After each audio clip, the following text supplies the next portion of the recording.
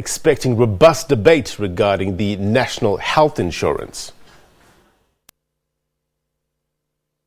The day we've all been waiting for has arrived today. The NHI National Health Insurance Bill is being introduced to Parliament. This brings us to one step closer to our goal of implementing the national health insurance and fulfilling our constitutional obligation to provide quality universal health care for all.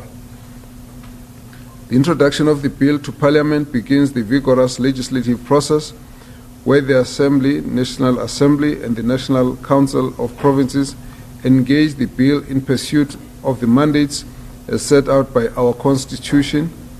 The process encompasses quite a number of steps of engagement and re-engagements, including that of public consultations. As a department, we look forward to the robust debate that will surely come and as far as we are concerned, all the hard questions only deepen the knowledge and understanding of the nation we intend to serve and sharpen our acumen for the policies we intend to implement. The bill will be available in both print and digital platforms. It is in Parliament, the Department of Health websites, straight after this briefing. So you will have access to the bill as soon as we are done here. We know that it's going to be released from Parliament, but it will happen probably just as we are going on here. The objective of the NHI is to achieve universal access to quality health care services in the Republic in accordance with Section 27 of the Constitution through the establishment of the NHI Fund. It is based on the principles of social solidarity, where we look after each other in times of medical need. The comprehensive health care services the NHI will provide are bound by the philosophy of holistic approach to health care, spanning from preventative strategies all the way to convalescent and palliative care. For too long has our health care system operated in an unsustainable and unjust manner. The public health care system shoulders the lion's share of the disease burden in this country, looking after 84% of our population with less resources than the private health system that services only 16% of the population. The NHI seeks to optimize the available resources by pooling existing public funds and engaging the entire quantum of the sector so that in the end there is a single purchaser of health care services. The NHI will benefit all South African citizens, permanent residents, refugees, inmates, designated foreign nationals, and all children, so long as the system is accessed at the appropriate level of entry and the correct referral pathway is followed. Services will be free at the point of care.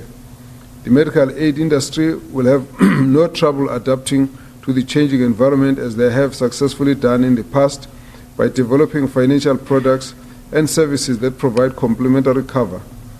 All South Africans will benefit from the high quality of health care without the burden of out-of-pocket expenses. In the end, the combination of more disposable income in the pockets of South Africans and the collective investment in human capital will translate to increased economic activity and participation by our population, as many countries who have invested in universal health care coverage have demonstrated. And we make the point here that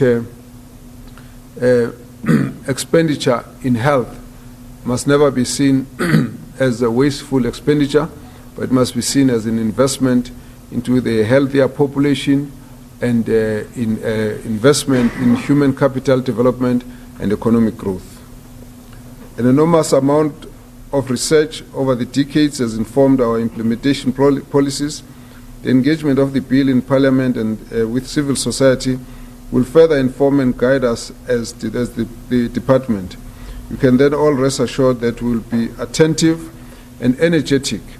We are not here to shy away from hard truths, but our intention is to absorb all the information and fix the system overall throughout implementation strategies. We do not lack in expertise or in resources, provided there is political will to tighten administration and societal will to collaborate. We can realize a sustainable goal of universal health coverage. As we have indicated at the beginning, the department here, as a department, we are not alone. I'm pleased that as we march towards this ideal with our friends of the NHI, we have here a number of representatives from various bodies who share this vision and will be with us. It doesn't mean that there are no areas of disagreements. There is plenty of space for engagements, debate, re-looking at various issues in terms of how we're moving forward. We're prepared to listen and debate all the issues, explain where we need to explain. So I want to thank all the partners who are here for your demonstrable commitment to social solidarity, and we look forward to working together in a collaborative manner. 2 weeks ago, President Cyril Ramaphosa signed a social compact with all the partners who are here, and therefore we have now joined our hands together as we march towards the establishment of universal health coverage and the fixing and improvement of our health systems, in particular ensuring good quality and access to all our members. We look forward to working together with all the partners who are in the health sector, both in terms of public and private, as we move on into the future. And we believe that for South Africans, this is a very, very important moment wherein we are taking a conscious decision to end the inequality in access to healthcare services. And we therefore believe that this bill is now opening the new era wherein this debate is going to be helping us to create the kind of healthcare services that our people really desire. We have met with many countries who have followed this path of national health insurance. They have assured us that the investment in national health insurance is actually the first step towards moving towards prosperity, and that you don't need to wait until you've got lower levels of poverty, higher levels of resources or wealth. Where you start, the country can only grow up further, and therefore we believe that South Africa should not lose any more time in taking this path towards universal health coverage.